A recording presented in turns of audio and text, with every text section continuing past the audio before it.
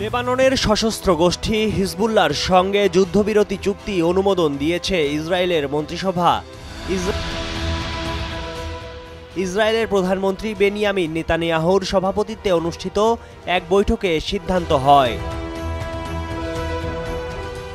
দখলদার ইসরায়েল ও হিজবুল্লাহর মধ্যে ৬০ দিনের যুদ্ধবিরতি কার্যকর শুরু হয়েছে। মঙ্গলবার স্থানীয় সময় ভোর ৪টা থেকে এই যুদ্ধবিরতি শুরু হয়। ১৪ মাস ধরে চলে আসা লেবাননের এই সংঘাত অবসানের লক্ষ্যে এটি একটি গুরুত্বপূর্ণ পদক্ষেপ। যুক্তরাষ্ট্রের প্রেসিডেন্ট জো বাইডেন এই চুক্তিকে ঐতিহাসিক মুহূর্ত হিসেবে বর্ণনা করেছেন। যুদ্ধবিরতি কিভাবে কার্যকর হবে এ সম্পর্কে যুক্তরাষ্ট্রের একজন জ্যেষ্ঠ কর্মকর্তা বিবিসিকে জানান, পরবর্তী ৬০ দিনের মধ্যে লেবানন থেকে ইসরায়েলি সেনাদের পর্যায়ক্রমে প্রত্যাহার করার পরিকল্পনা করা হয়েছে। ইসরায়েলি সামরিক বাহিনী দক্ষিণে এবং হিজবুল্লাহ উত্তরে অগ্রসর হওয়ার সাথে সাথে লেবাননের সামরিক বাহিনী ব্লু লাইনের চারপাশের এলাকায় টহল দেবে। যুক্তরাষ্ট্র ও ফ্রান্স বিদ্যমান ত্রিপক্ষীয় ব্যবস্থায় যোগ দেবে। এ ব্যবস্থায় বর্তমান লেবাননের সামরিক, ইসরায়েলি সামরিক বাহিনী এবং লেবাননের আন্তর্জাতিক অন্তর্বর্তীকালীন বাহিনী অন্তর্ভুক্ত রয়েছে। এই এলাকায় তারা চুক্তি কার্যকর করতে সহায়তা করবে। যুদ্ধবিরতি চুক্তি লঙ্ঘনের সম্ভাব্য সব অভিযোগ যুক্তরাষ্ট্রে পাঠানো হবে।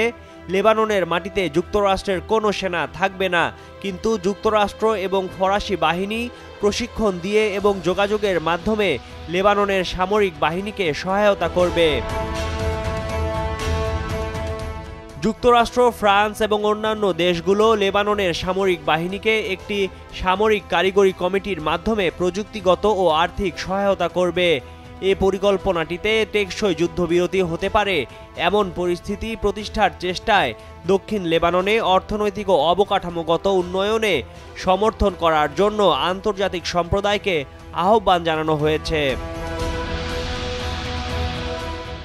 এর আগে যুদ্ধবিরতি চুক্তির বিষয়ে ইতিবাচক ইঙ্গিত দেন লেবাননের প্রধানমন্ত্রী নাজিব মিকাতি ও হিজবুল্লাহ নেতা নাঈম কাশেম।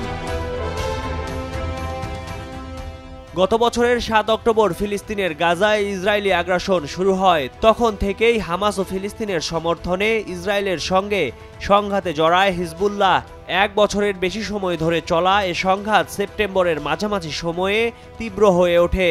ইসরায়েল লেবাননে স্থল অভিযান শুরু করে এবং হিজবুল্লাহর কয়েকজন শীর্ষ নেতাকে হত্যা করে।